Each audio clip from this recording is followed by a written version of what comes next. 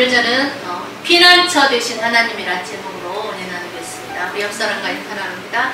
하나님은 우리의 피난처가 되십니다. 하나님의 피난처가 되십니다. 또 교회가 피난처입니다. 따라서 합니다. 교회가 피난처입니다. 교회가 피난처입니다. 여러분 이번 주간에 참 비도 많이 오고 세계 여러 나라에서 여러 가지 많은 일들도 있고 그랬죠. 덥기도 참 많이 더웠습니다. 한 주간도 평안하셨습니까? 네. 아멘이십니까? 제가 어제 어떤 이렇게 것을 보다 보니까 주로 힌두교만 믿는, 불교하고 힌두교만 믿는 네팔 전역에 기독교 복음이 확산되고 있다는 그런 것을 보았습니다. 카트만두 아시죠? 그쪽 지역에 우리 선교사님들을 통해서 기독교 신자들이 굉장히 빠르게 늘어나고 있고 그들이 마음을 열고 자발적으로 교회가 나온다는 거야. 그래서 정말 마치 산불처럼 그렇게 번지고 있고 교회가 세워지고 있다는 그런 것을 보면서 제가 굉장히 기뻤습니다. 그런데 지금 어때요? 점점 안전지대가 없다는 그런 생각이 들 정도로 재난이 많이 발생하는 것을 봅니다. 불과 4일 전에도 일본에 또 이렇게 지진이 있었고 어디에서 수도 도쿄에 지진이 있어서 굉장히 높은 건물들도 많고 건물가 흔들리는데 얼마나 마음이 두렵고 정말 무서웠겠습니까? 그래도 다행히 사전8이라는 강도가 그래도 약해서 다행이었지만 지금 지구 어느 곳에도 지진으로부터 안전한 그런 곳이 없을 정도로 지진이 자주 일어나고 있습니다. 어디로 피해야 합니까? 하나님 그만으로 피해야 돼요. 지진이 나고 쓰나미가 몰려오면 또 어디로 피해야 됩니까? 높은 곳으로 피해야 되겠죠. 그런데 이게 일본 지진할 때처럼 막 300km 이상이 속도로 밀려오면 피할 길이 없어요. 인간의 힘으로는 불가항력적입니다. 또 최근에 중국의 남부 광저우라는 곳에도 토네이도가 쓸고 갔다고 합니다. 이 토네이도는 미국에서만 발생을 주로 했었잖아요. 근데 중국에서도 발생을 하기 시작하는 거예요. 이 기후변화로 인해서. 뿐만 아니라 토네이도로 쓸고 간 데다 거기다 또 우박이 떨어지고 주먹만한 우박이 떨어져서 차유린이 어떤 지붕 이런 게 뚫리고 막 아수라장이 되는 것을 봤습니다. 뿐만 아니라 또 미국도 토네이도가 미국 중서부를 덮쳐서 초토화가 되었습니다. 이렇게 인간은 재난 앞에서 아무것도 할 수 없는 무력한 존재라는 게 여실히 드러납니다.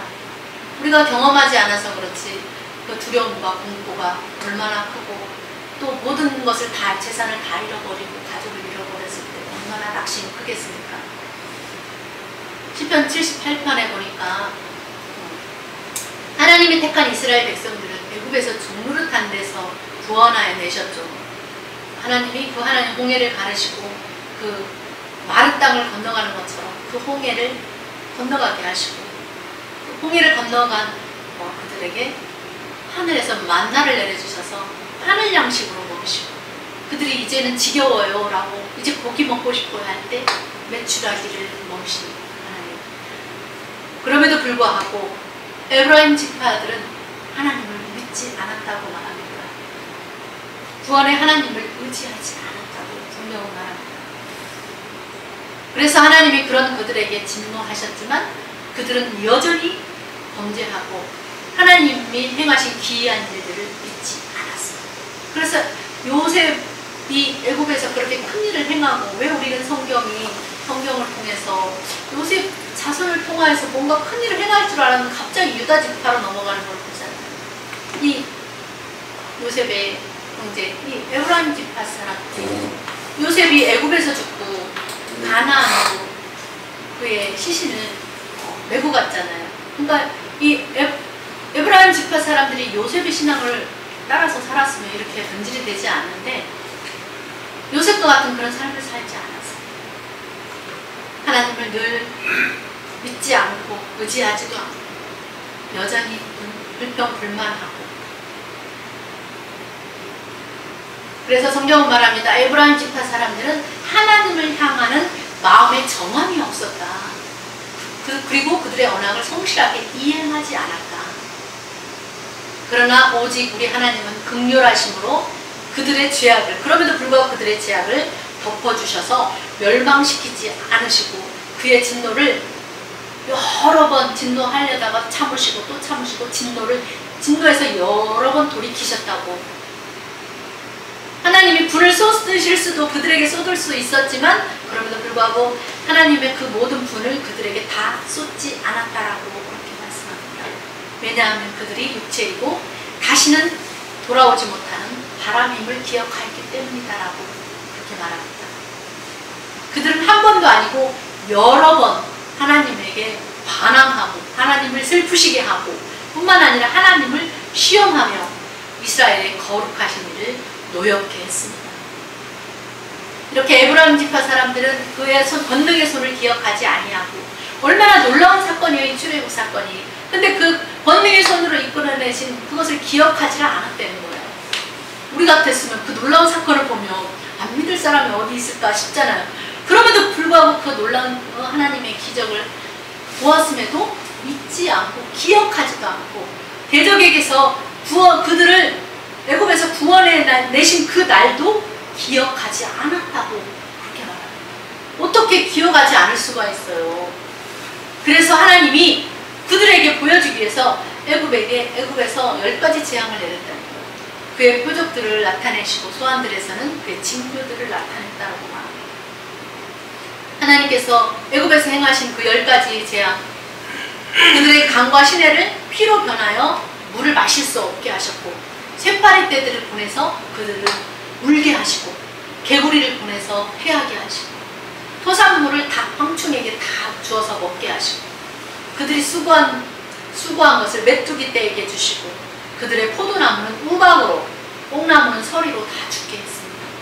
가축은 우박으로 양들은 번개불에 맞아 죽게 하고 그들의 맹렬한 노여움과 진노와 분노와 고난 곧 재앙의 천사들을 그들에게 내려보냈습니다. 그는 진노로 길을 닦으사 그들의 목숨이 죽음을 면하지 못하게 하시고 그들의 생명을 전염병에 묻히시고 또 애굽의 모든 장자 곧 함의 장막에 있는 그들의 기력에 처음 난 것 장자를 치셨으나 그러나 자기 백성은 양같이 인도하여 내시고 광야에서 양떼같이 지도하셨습니다. 그들을 안전히 인도하심으로 그들은 두려움이 없었으나 그들의 원수는 홍해 바다에 빠뜨리셨습니다. 이렇듯 하나님이 그들을 쫓아내시고 그들로 그 땅에 살게 하셨습니다. 그러나 이 에브라임 지파 사람들은 지존하신 하나님을 시험하고 반항하여서 그의 명령을 지키지도 아니하고 그들의 조상들같이 배반하고 거짓을 행하여 속이는, 그래서 화살같이 빗나가서 자기 산당들로 그의 노여움을 일으키고 그들이 조각한 우상들로 하나님을 침노하게 하였으며 하나님이 그것을 들으시고 분내어 이스라엘을 크게 미워하사 사람 가운데 세우신 장막 곧 실로의 성막을 떠나셨다고 했습니다. 그래서 그가 그의 능력을 포로에게 넘겨주시고 그의 영광을 대적의 손에 붙이시고 그가 그의 소유 때문에 분내사 그의 백성을 칼에 넘기셨으며 전쟁에 넘기시고 그들의 청년은 그 전쟁으로 인해서 칼에 불살라지고 그들의 처녀들은 혼인 노래를 부를 수 없게 되었습니다. 또 그들의 제사장들은 칼에 엎드러지고 그들의 과부들은 애국도 하지 못하게 되었다고 말합니다. 그리고 그때 주께서 마치 잠에서 깨어난 것처럼 포도주를 마치고 고함치는 용사처럼 일어나셔서 그 대적들을 물리쳐서 영원히 그들을 못되게 하셨습니다.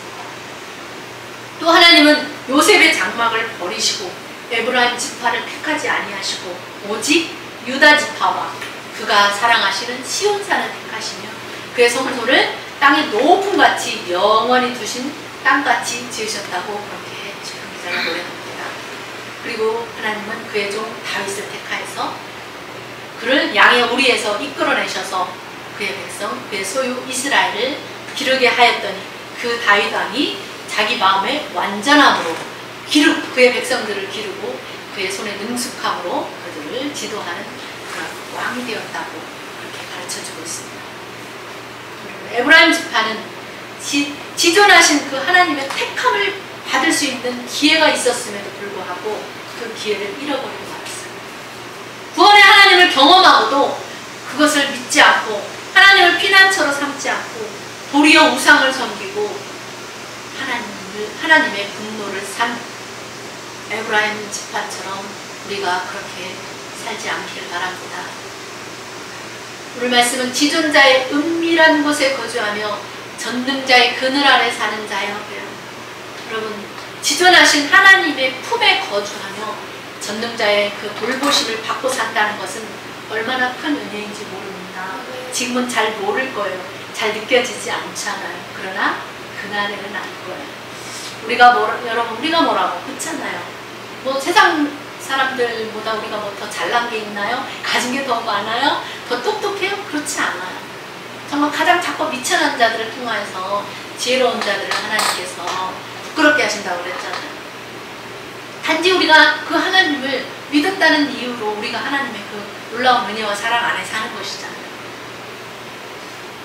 우리의 어떤 하나님 앞에서 행하는 그런 어떤 것들을 통해서 하나님 앞에 설 수 있는 그런 저기는 아니지만은 하나님을 믿음으로 말미암아 부족하지만 나름 그래도 하나님의 자녀로서 살아가려고 힘쓰고 애쓰기 때문에 우리가 하나님의 그 지존하신 하나님의 은혜 안에 살 수 있는 것입니다. 또 우리가 어때요? 값없이 거저주시는 그 은혜를 입고 살아가는 것.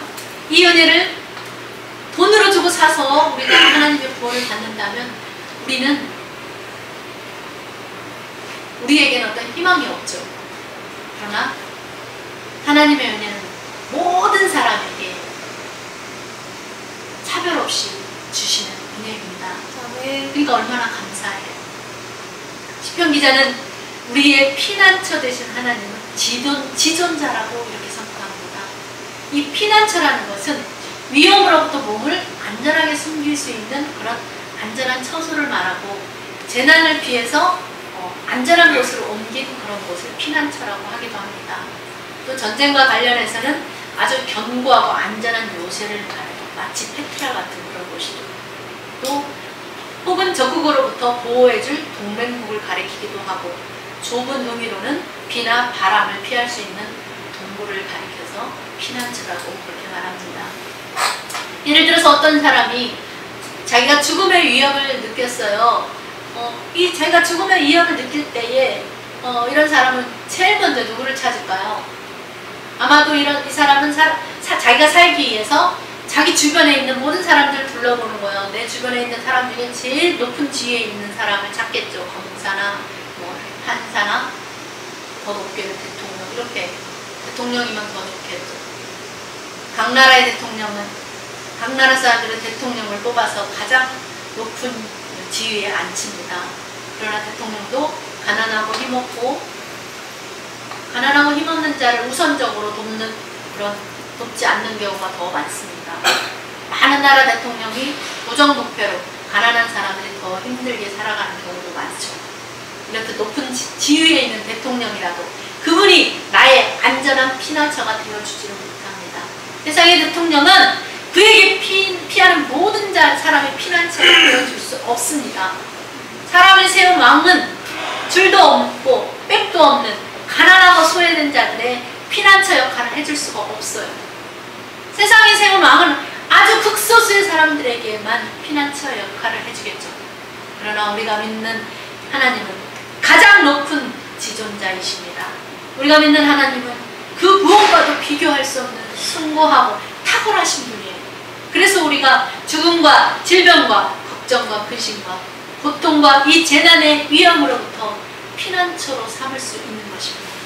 여러분, 우리가 언제 가장 안전한 삶을 살 수 있단 말입니까? 그것은 바로 지존하신 하나님 안에, 그분 안에 있을 때, 그분 안에 있는 것이 가장 안전한 피난처라는 거예요. 어떻게 세상의 모든 왕들보다 가장 높은 왕 되신 그 하나님을 너무나도 작고 보잘것없는 먼지 같고 티끌 같은 우리가 그 지존하신 하나님을 믿는다는 단 하나의 이유로 여호와 하나님을 피난처로 삼아 살아갈 수 있게 된 것이 얼마나 기쁘고 놀랍지 않습니까? 아주 오래전 일인데요. 제가 기도원을 다닐 때였어요. 갔다 오면서 기도도 하고 책도 보고 막 그러는데 어느 날 지하철을 타고 오는데 갑자기 위경에서 건지리라, 위경에서 건지리라 하는 그 말씀이 제 마음에서 그 음성이 들려오는 거예요. 그리고 일주일쯤 지나서 저희 남편에게 일이 생겼어요. 하나님은 우리 남편을 위험한 지경에서 건져주신 일이 있습니다. 대전에서 일할 때도 여름 휴가철에 휴가철에 갔는데 아침에 세이브라는 글자를 보여주신 거예요. 그래서 제가 이게 무슨 일이지 하고 휴가지를 가면서 제가 옆에서 남편 운전하고 가는 데가 옆에서 왜 오늘은 하나님이 세이브라는 이런 글자가 써진 걸 보여줄까 하고 이렇게 제가 얘기를 하면서 갔는데 저희 남편은 흘려들었어요, 그거를.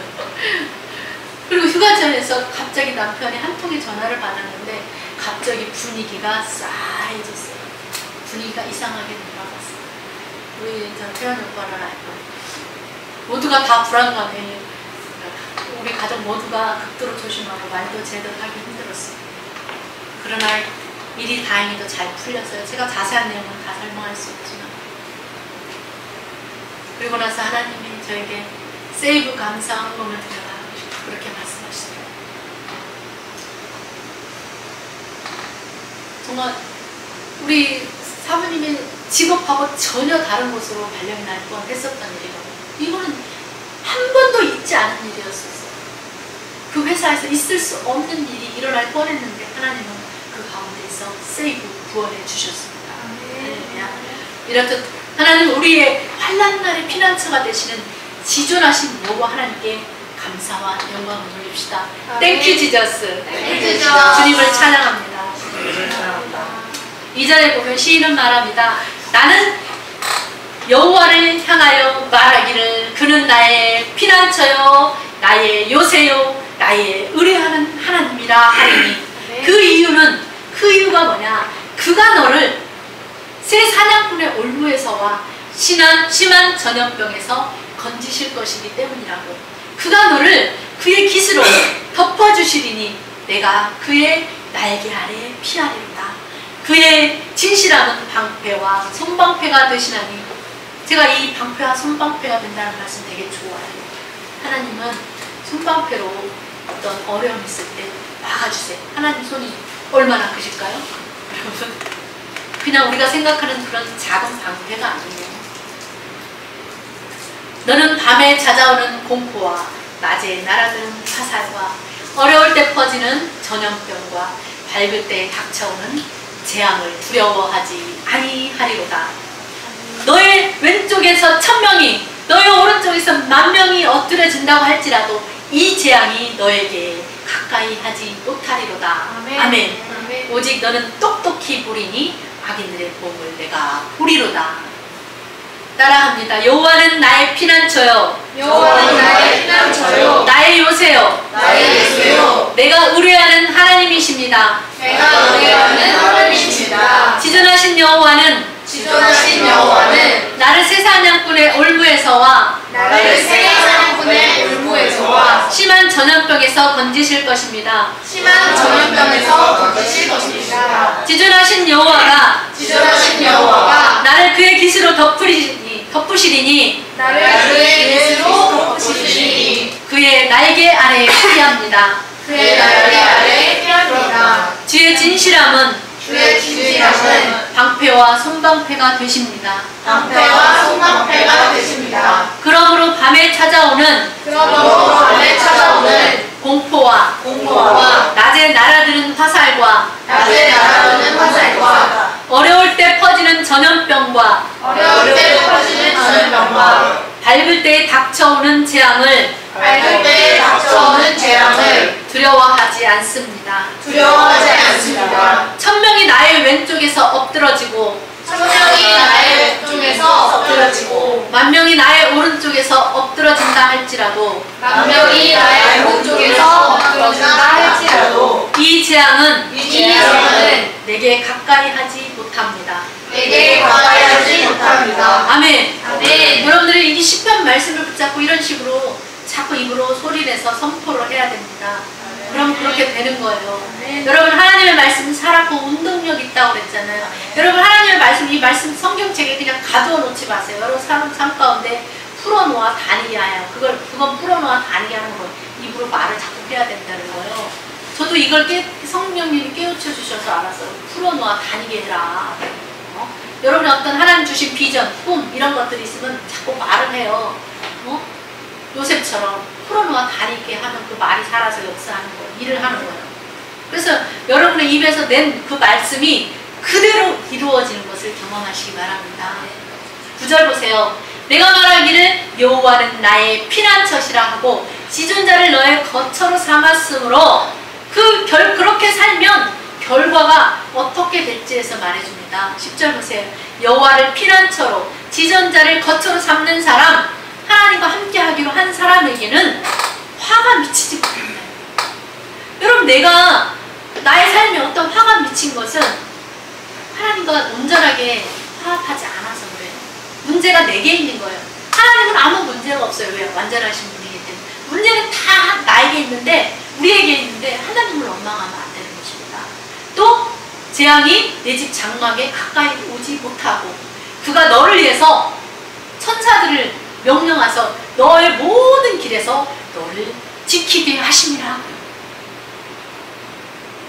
여호와를 피난처로 또 거처로 그렇게 삼고 살아간 사람에게 하나님이 누구를? 천사들에게 명령을 다 내리신대요.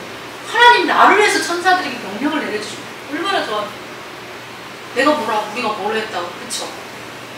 그리고 우리가 어떤 위험한 지경에 처해 있을 때 그 위험한 지경에서 우리를 건져주신다고 말씀하고 있습니다. 얼마나 감사합니다. 그 은혜가 느껴지십니까? 시편 34편 7절에 여호와의 사자가 주를 경외하는 자를 둘러 짐치고 저희를 건지시는 주다. 여호와의 사자가 탁 짐치고 위험한 지경에 있는 사람 탁 꺼내신다. 하나님은 그를 신실하게 믿는 사람에게 2명의 수호천사를 붙여서 늘 따라다니면서 지켜주시고 계십니다. 아멘. 여호와를 피난처로 지존자를 거처로 삼는 사람은 천사들이 손으로 너를 붙들어서 발이 돌에 부딪히지 아니하게 하시리로다. 해를 당하지 않게 해주시겠다. 저희 큰딸이 어려서 저희 교회에서 이렇게 물놀이를 갔었어요.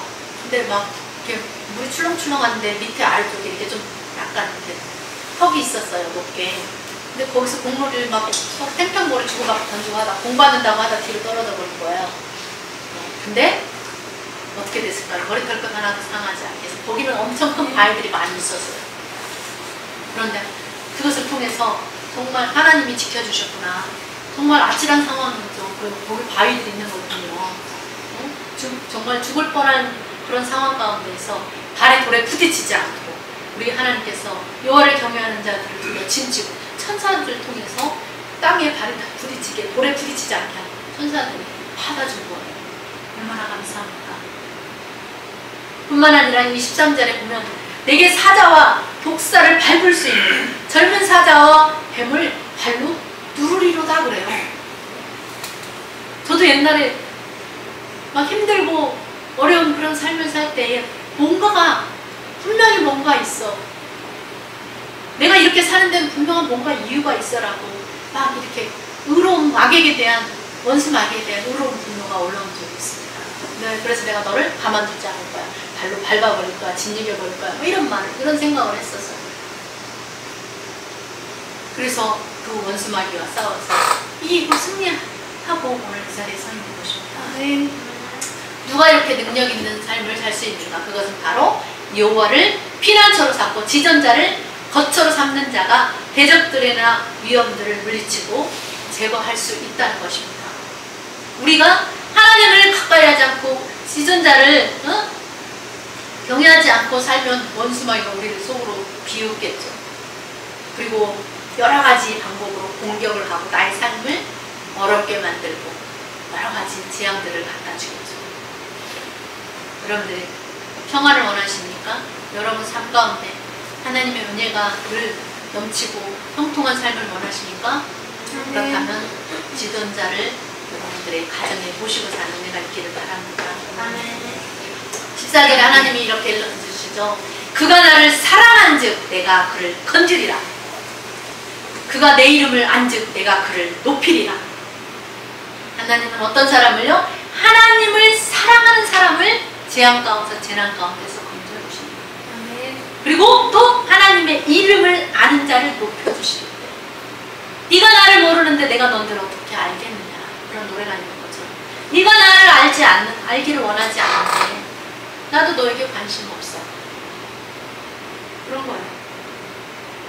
그러므로 여러분 하나님을 더 많이 사랑하고 하나님의 이름을 알기를 힘쓰시기 바랍니다. 그러면 여러분에게도 이와 동일한 하나님의 은혜와 약속을 주실 것입니다. 15절로 16절 보겠습니다. 뿐만 아니라 그가 내게 간구할 때에 내가 그에게 응답하겠다고 약속합니다.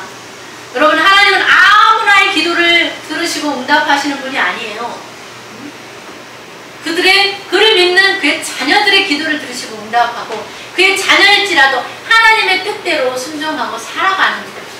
하나님을 사랑하는 것들은 그의 계명들을 지키는 거라고 했잖아요. 그가 나를 사랑한즉 내가 건지리라고 했잖아요. 그의 계명들을 지키지 않으면서 하나님을 사랑한다고 하는 사람은 뭐예요? 거짓말쟁이입니다.